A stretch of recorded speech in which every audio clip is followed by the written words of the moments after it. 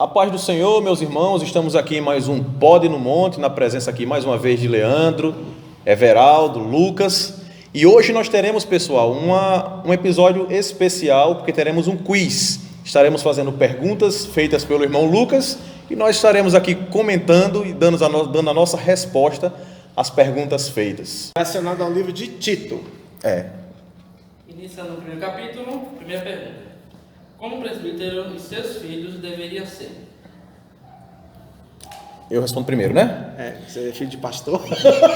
Mas de acordo, não, tranquilo, de acordo com Tito, primeiramente o presbítero ele tem que ser um homem que domina a sua casa, do sentido positivo, né? Tipo assim, ele tem que ter a sua casa sob o controle, né? E filhos submissos, né? Filhos que não dão escândalo, né? E isso daí já é outra polêmica, né? Porque aí o povo vai perguntar, quer dizer que o pastor que tem um filho que não seja crente, ele não pode ser pastor, né? Mas é no sentido assim, um pai que você sabe o que é aquela casa, você sabe, você olha numa casa e você sabe quem é que é o líder daquela casa.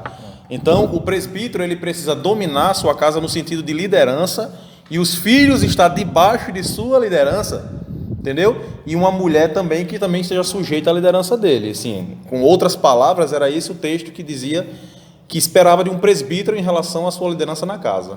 Tem que ser irrepreensível, né? Porque a gente vê hoje, infelizmente, muitos escândalos nesse sentido, porque você vê um presbítero querendo ensinar, mas o povo não quer escutar, porque ele consegue ser facilmente rebatido, porque o povo vai olhar assim, não, mas esse irmão, ele não domina nem os filhos dele que estão ali, que ele está criando desde que nasceu, quanto mais a igreja. Exatamente. Ele não me conhece, não sabe o que é que eu passo. Exatamente. Eu não estou dizendo que o que eu vou falar aqui é certo, mas eu estou falando pessoalmente, Caleb, eu não queria ser pastor se os meus filhos vivessem uma vida de escândalo.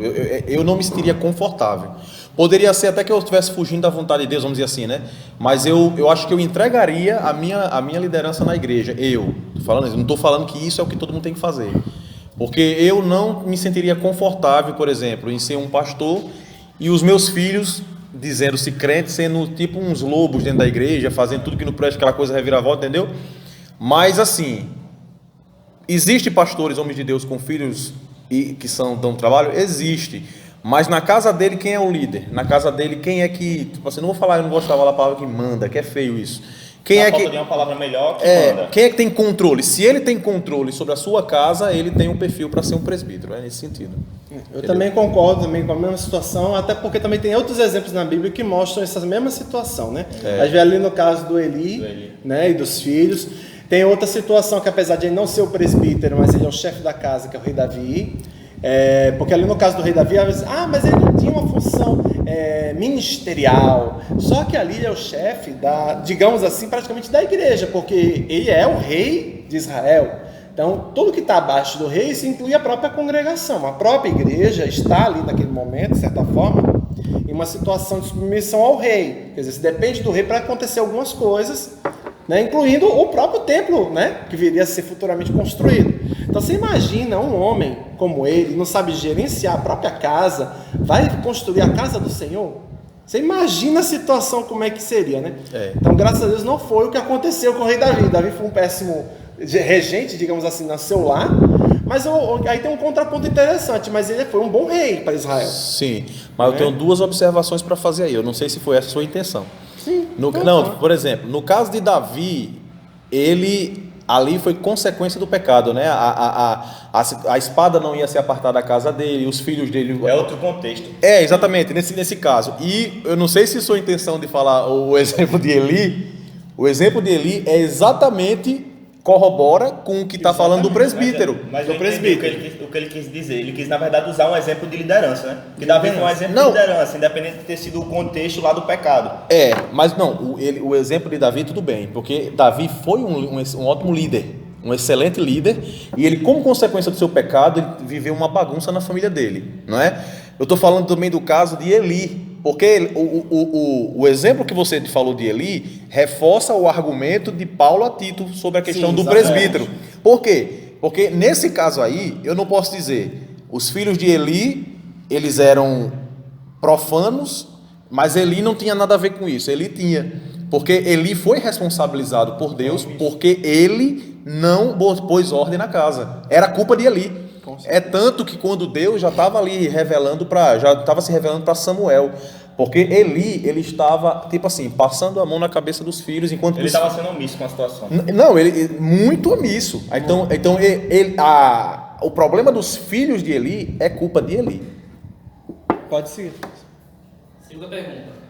Retendo firme a fé a palavra que é conforme a doutrina, Tito seria poderoso para quê?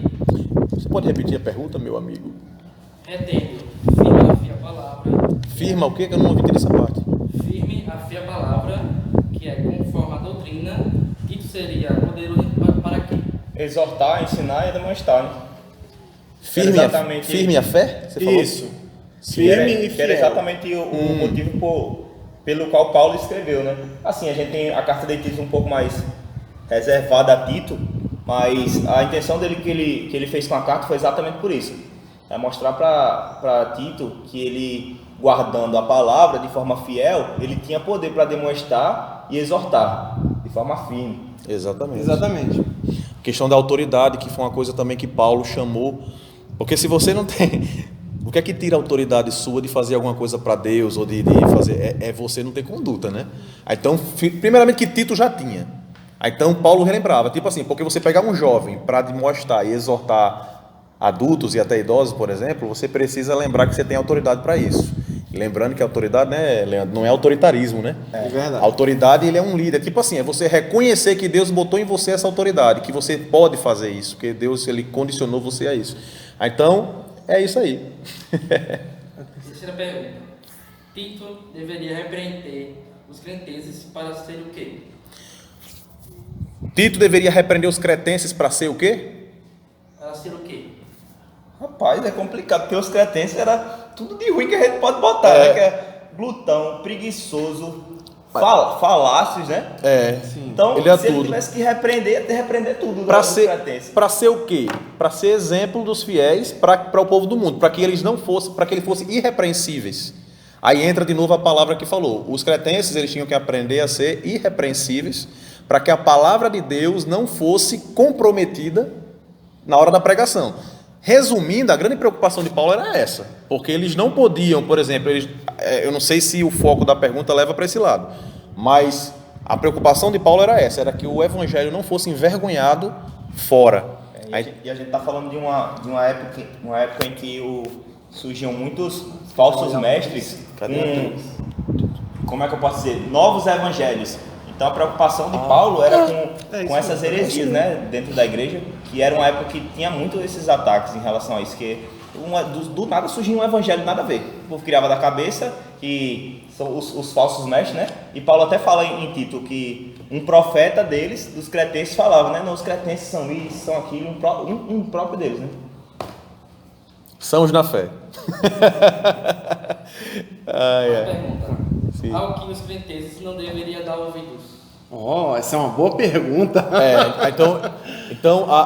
Sim, pode você. Em relação ali a que eles davam ouvidos, o problema também tem a questão ali local. Porque é o seguinte, antes da mensagem de Paulo chegar a essas pessoas, eles tinham seus costumes. Rapaz, para o povo largar os costumes, já começando por aí, foi um processozinho difícil. Não é um processo rápido. Então, eles ainda estavam dando ouvidos aos seus antigos costumes. Nossa, isso foi bonito. Eles ainda estavam dando ouvidos a exatamente a coisas do passado. Não estavam se focando no presente. Eles já eram pessoas convertidas. Eles já tinham que seguir um caminho diferente daqueles que eles seguiam antes de conhecer Jesus. Então, como eles não estavam praticando isso, então essa era a orientação mais forte ali em cima deles. Por quê? Eles não podiam viver como viviam antes. É como o pastor Alves falou, eles são nova criatura, né? As coisas velhas se passaram e tudo se fez novo. Eles tinham que ter isso em mente, para que eles pudessem seguir ali meio adiante. Sim. Sim. Paulo diz que nada é puro para os contaminados e infiéis. Qual é a razão disso? Nada é impuro.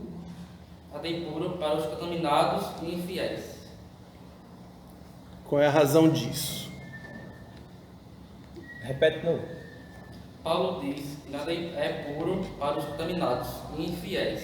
Porque Se ele já é contaminado, ele vai ter uma distorção sempre da verdade. Qualquer verdade que passar por ele, ele vai se transformar isso numa mentira ou em algo impuro.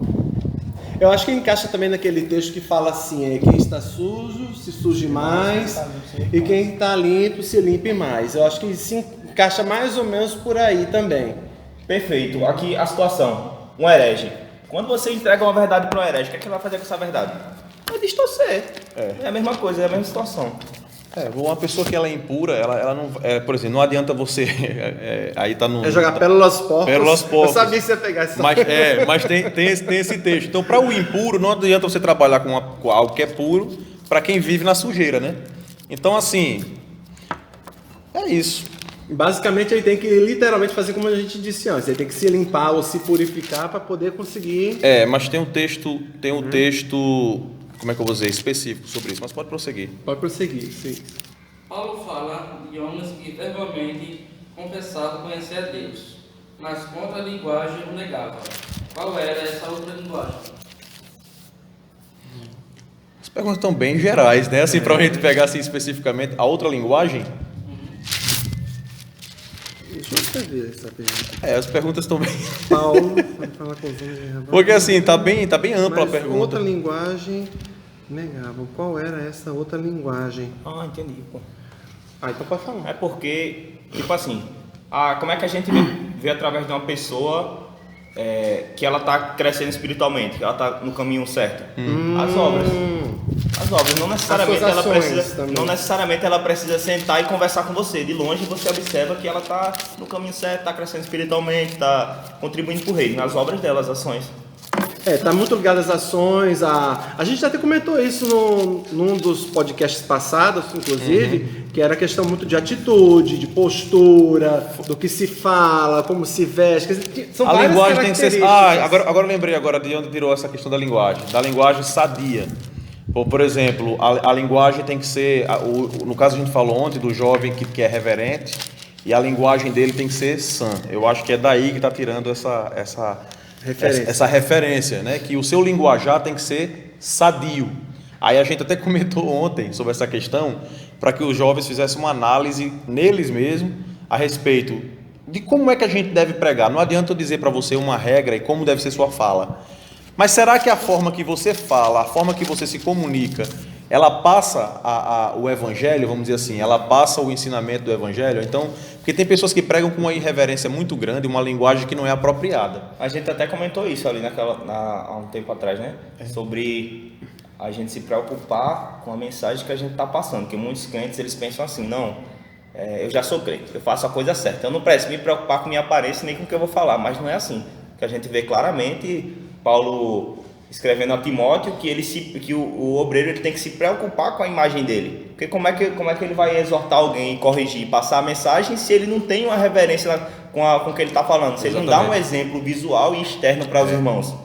Exatamente, a gente falou que o jovem tem que ser, por exemplo, criterioso, ele tem que ter reverência e a linguagem sã.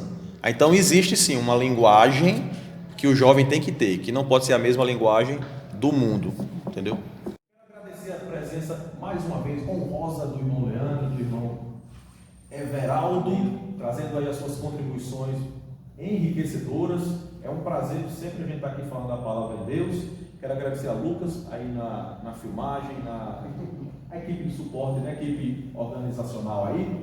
E pessoal, muito obrigado por vocês estarem assistindo esse vídeo. Como é que é? Curta, comente e compartilhe. Ajuda a gente aí, pessoal, a divulgar esse trabalho. E queremos vocês aqui no Momento Bereano para estudar a Bíblia com a gente. E também se inscrevam. Se inscrevam! Se inscrevam, pessoal. Vamos crescer esse trabalho aí. Esse trabalho não é meu, esse trabalho não é de Leandro, nem de Everaldo, nem de Lucas. Esse trabalho é um trabalho de Deus e é da igreja, não é nosso. Tá certo? Faz parte do reino esse trabalho e que a gente venha alcançar vidas com esse trabalho. A paz do Senhor! A paz do Senhor, gente.